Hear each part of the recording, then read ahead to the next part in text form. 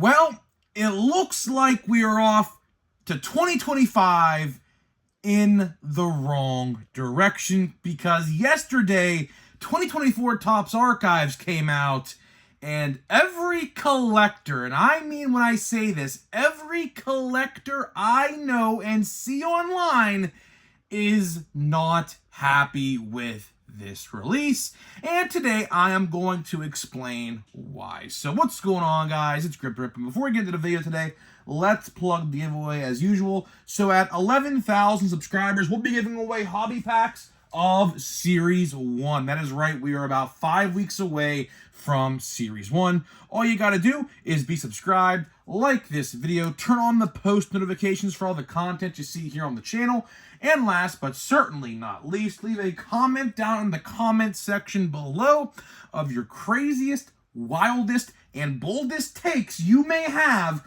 for this upcoming, I should really say now, baseball season. So let's get into it. Of course, I'll be at Pirate Fest next Saturday as well from 10 to 2. It's free. Hope to see you there. I had a lot of people telling me they're going to see me, so hope to see you there. If you see me, you know what I look like, just stop me and I'll say hi or do whatever. So either way, let's get down to business.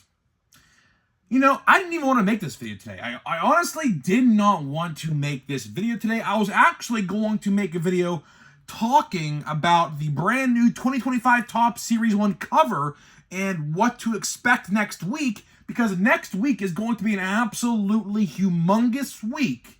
And this will start the snowball effect for Series 1. We already got the design for the cover. Now we have to get the design on the card. And pre-orders are most likely going up next week for 2025 Topps Series 1. So I was going to make a video about that, but I got a lot of requests in the comments to make this video instead. So I'll push that one back to tomorrow and upload this one today. What a freaking disaster we have on our hands here today, ladies and gentlemen.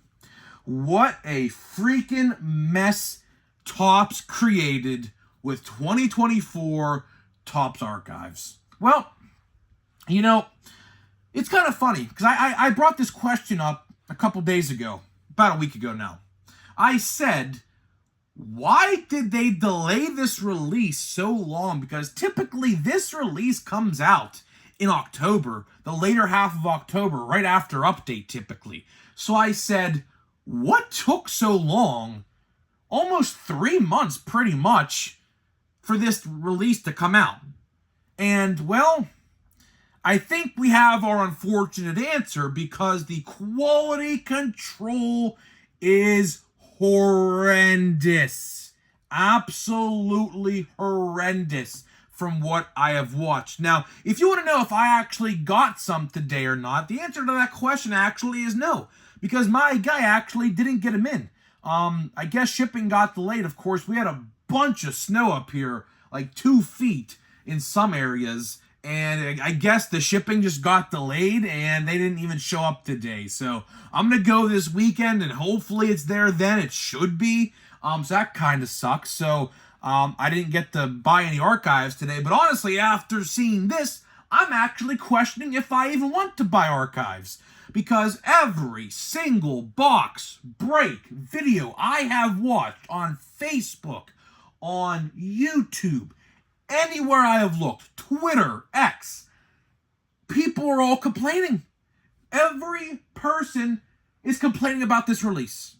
The quality control in so many aspects of this release is absolutely freaking terrible. I'm actually wondering how Topps gave this the green light. And obviously, I didn't want to make a video about this today. I don't want to be negative.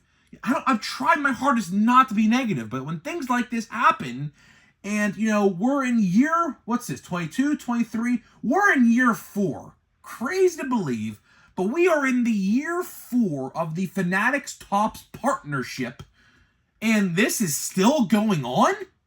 What a freaking disaster this is for Topps. It actually is so bad, honestly, to the point where they might have to make a public apology, because I was even told that the card stores, the ones that are selling the product, are even upset. And when you tick off the card stores and most likely the breakers, when you tick off them, yeah, you got a problem. And that is exactly what we are seeing. So let's answer the question.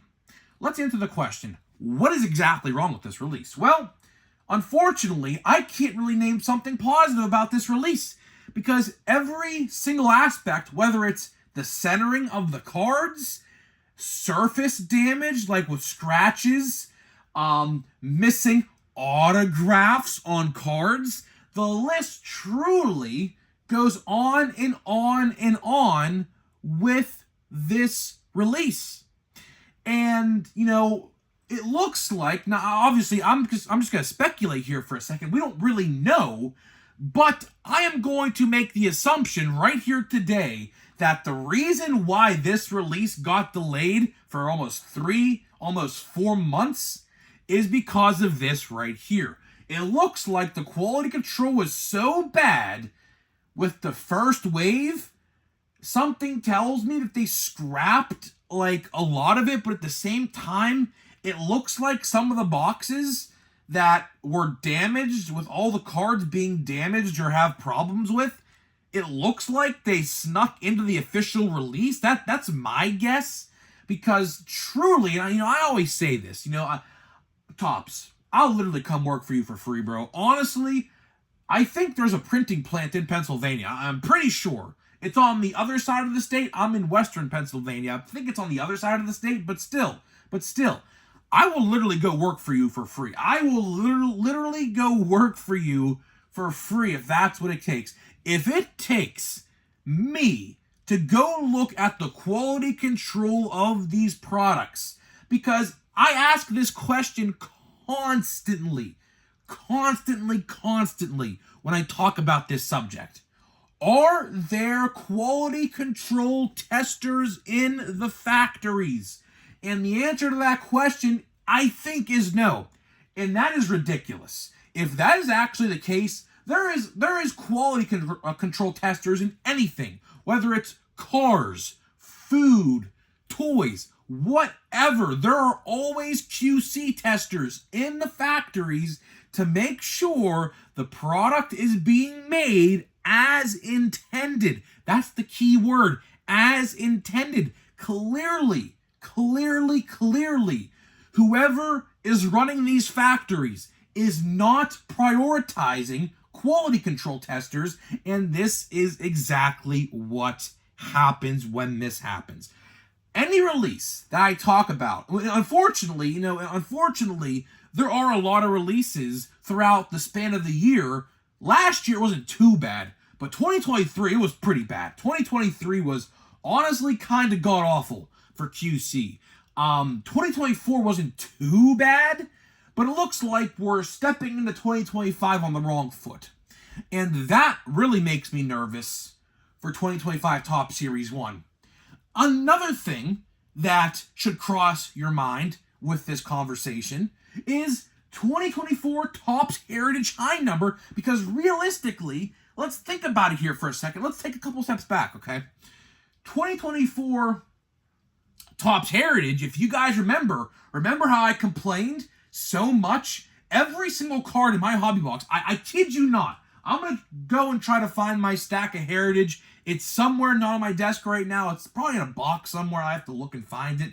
But do you guys remember, for my longtime viewers, how I complained with every single card in that hobby box that I opened was damaged on the surface in one way, shape, or form? Something tells me, something happened like this with Heritage High number, and that is the reason that we don't have it yet. Because a simple release like Heritage or Heritage High number is delayed till right now. That release also comes out like in November or like early December. We don't know a thing about that yet. We don't know a thing about High number. And this quality control issue we're talking about, something tells me that this exact same problem is affecting Heritage High number. It has to be said. It makes too much sense. It makes too much sense, because realistically, you take Heritage High Number, you take Archives. Honestly, they are basically two in the same. A lot of people don't talk about this, but if you like to compare Archives to Heritage, it's pretty much the same thing, except Heritage has one format and one design, and Archives has 3 different years' designs. So really, it is not that different. The same printing method that is used for Archives is the same printing method that is used for Heritage. And something just tells me that whenever we get Heritage High Number, again, we don't know a thing about Heritage High Number, but whenever we get Heritage High Number, inevitably, I assume in February, I could be wrong on that, but I would be shocked if it came out after February. Like, if they released it in March or even April, that would actually be kind of interesting, because we have never gotten a Heritage release pushed into the new year like that. And honestly, if it comes out at that point, why even buy it? I mean, I know the rookie class is great it's going to be great in High Number whenever it comes out, because Skeens and all of them are going to be in it. But Heritage for 2025 is probably coming out, I would assume, in April. So we could have a reality, think about this for a second, we could have a reality where Heritage High Number 2024 comes out in the same month of 2025 Heritage, which would be kind of very bizarre, because honestly, those are going to be 2 shelf warmers on the pegs in the stores that really no one's going to buy.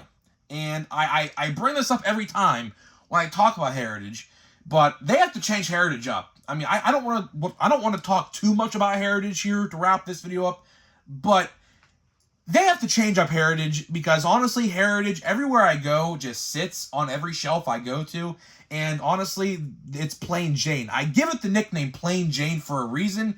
It's just so damn boring, no one buys it. So circling back to Archives here to wrap this video up, it's a mess. It is absolutely a mess, and Topps should honestly be very ashamed.